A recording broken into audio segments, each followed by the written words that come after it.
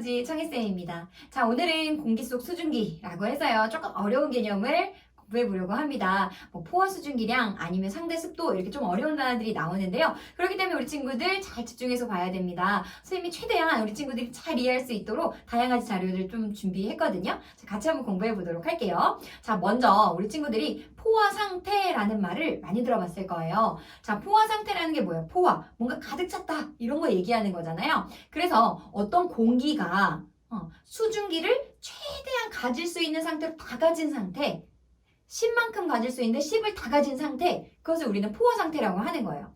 되셨죠? 자, 포화 상태에 대한 개념 먼저 잘 정리하시고, 그 다음에 포화 수증기량이라는 걸 잘 기억하셔야 되는데, 그러면 어느 정도 양의, 즉 1kg의 안에 도대체 수증기량이 얼마만큼 들어있습니까? 그것을 그람으로 나타낸 것을 포화 수증기량이라고 하는 거예요. 되셨나요?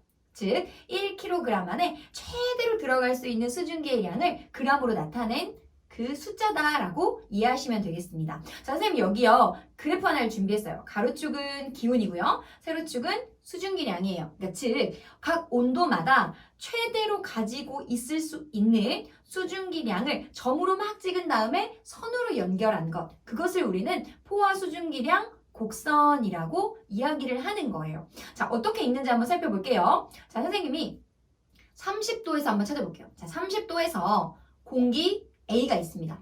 A 공기예요. 자, A 공기에 우리 친구들 현재 수증기량 한번 찾아보세요. 어떻게 돼요? 그 점에서 가로로 쭉 가면 지금 몇이라고 나와요? 14.7g 이렇게 읽어주는 거예요. 그러니까 A라는 공기가 현재 가지고 있는 수증기량은 14.7g이 되는 거죠. 맞나요? 자, 그러면 선생님 질문을 바꿔서요. 그럼 A 공기의 포화 수증기량은 얼마만큼입니까? 라고 한다면 30도에서 최대로 수증기량 얼마만큼 가질 수 있어요? 라고 질문하는 거예요. 그럼 얼마만큼 가질 수 있는 거예요, 지금? 그렇죠. 쭉 올라가서 그 수증기량 곡선을 딱 만나는 점을 찍으면 지금 27.1g이란 말이에요. 즉, 다시 A 공기를 해석해 보면 최대로는 27.1g을 가질 수 있는데 현재 14.7g 가지고 있는 상태로 더 수증기량을 가질 수 있는 상태입니다. 불포화 상태입니다. 라는 것을 알 수 있는 거죠. 즉, 곡선이 있어요. 곡선 밑에 있는 점들은 다 불포화예요. 곡선 위에 있는 점들, 그러니까 곡선에 있는 점들은 포화, 곡선 위에 있는 점들은 과포화, 더 많이 가지고 있다는 거예요. 이해되셨나요? 자, 그러면 A라는 공기를요, 포화 상태로 만들려고 해요. 몇 가지 방법이 있을까요? 두 가지 방법이 있어요. 잘했어요. 첫 번째 방법은 뭐예요? 그렇죠. 포화 상태로 만들어주려면 저 곡선 위로 올려야 되니까 위로 쭉 올려준다는 건 무슨 의미예요? 수증기를 더 많이 준다는 거예요. 27.1g까지 수증기 넣어준다는 거예요. 수증기를 넣어주거나 혹은 어떻게 하면 돼요? 그렇죠. 온도를 계속 낮춰. 온도를 계속 낮추면 그렇죠. 20도에서는 14.7g이 최대로 가질 수 있는 거니까 20도씨까지 낮추면 포화 상태가 되는 거죠. 그래서 이 포화 상태를 만드는 방법에 두 가지가 있다라는 거 먼저 한번 봐두시고 우리는 이제 본격적으로 포화 수증기량 이해를 한번 해볼게요.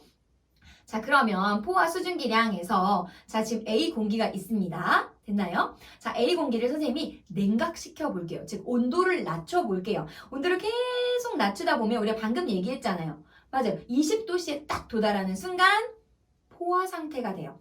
14.7g밖에 내가 안 가지고 있었는데 온도가 낮아지니까 14.7g이 딱 포화 상태인 점에 도달하더라는 거예요. 그러면 온도가 더 낮아지면 이제 어떻게 되는 거예요? 내가 가질 수 있는 것보다 더 많이 가진 상태가 되는 거예요. 그쵸? 이렇게 기체 상태가 지금 14.7g 있는데 내가 이제 이만큼 가질 수 없어서 이제 다시 액체로 뱉어내야 돼 라고 말하는 걸 우리는 응결이라 그래요. 기체가 액체가 되는 것, 바로 이런 응결이 일어나기 시작하는 온도가 지금 어디겠어요? 그렇죠. 딱 포화가 되는 그 지점부터 이제 온도가 더 낮아지면 응결이 일어나는 거예요. 바로 20도씨가 되는 거죠. 이렇게 수증기가 응결하기 시작한 온도를 우리는 이슬점이다 라고 이해해주면 되겠습니다. 됐나요? 자, 그럼 온도를 세면 더 낮춰볼게요. 그럼 어떻게 되겠어요? 계속 응결이 일어나겠죠? 쭉쭉쭉쭉쭉 더 낮춰서 선생님이 10도씨까지 냉각시켰어요. 그러면 빨리 우리 친구들은 찾아야 돼요. 10도씨에는 몇 g만 가질 수 있는 거예요? 7.6g만 가지고 있을 수 있는데 선생님 맨 처음 몇 개 가지고 있었어요? 그쵸? 14.7g 가지고 있었단 말이에요. 그러면 얼마만큼은 응결이 일어나야 돼요? 14.7에서 7.6을 빼주면 되겠죠. 즉 7.1g은 응결이 일어날 거다. 그럼 그래프에서 응결량 확인해 볼게요. 그렇죠. 이렇게. 내가 가지고 있는 거에서 포화 수증기량 빼주면 되는 거예요. 그 양을 우리는 응결량이라고 보시면 되겠고요. 현재 수증기량에서 14.7에서 포화 수증기량 7.6을 빼주면 바로 우리는 응결량을 계산할 수 있다라고 보시면 되겠습니다. 이렇게 이슬점 구하는 문제 정말 많이 나옵니다. 그래서 우리 친구들 이슬점에 대한 개념 잘 기억하세요. 응결이 시작하는 온도. 알겠죠? 자, 그러면 이렇게 포화 수증기량이랑 같이 잘 나오는 게 습도에 대한 개념이거든요. 그래서 습도도 한번 살펴볼게요. 우리는 보통 이제 상대 습도를 떠올리는데요. 습도라는 건 뭐냐면 이런 거예요. 우리가 아까 A라는 공기가 처음에 27.1g 가질 수 있었는데 선생님이 14.7g만 가지고 있었단 말이에요. 그러면 도대체 어느 정도의 습도인가? 라는 걸 얘기할 땐 현재 기온에서, 즉 30도에서 되셨어요?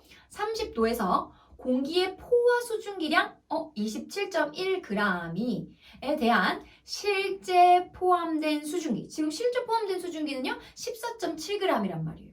그죠? 그러면 14.7g을 비율로 나타낸 거래요. 어떻게 나타내요? 포화 수증기량분의 현재 수증기량 곱하기 100, 100분율로 나타낼 거거든요. 그러면 한번 넣어볼게요. 계산에 27.1분의 이렇게 되는 거예요. 그 다음에 14.7 곱하기 100을 해주면 그때 계산된 값이 바로 상대 습도의 개념이다 라고 이해해 주시면 되겠습니다. 됐나요? 자, 그래서 우리 친구들 반드시 습도에 대해서 잘 이해하시고 이 습도 이해하기 전에 수증기량 중요하겠죠. 그래서 이 수증기량, 포화 상태, 포화 수증기량 곡선 이런 개념들 정확하게 기억해 주기 바라겠습니다. 자, 선생님요 지금까지 과학의 힘, 에너지 정혜쌤이었습니다.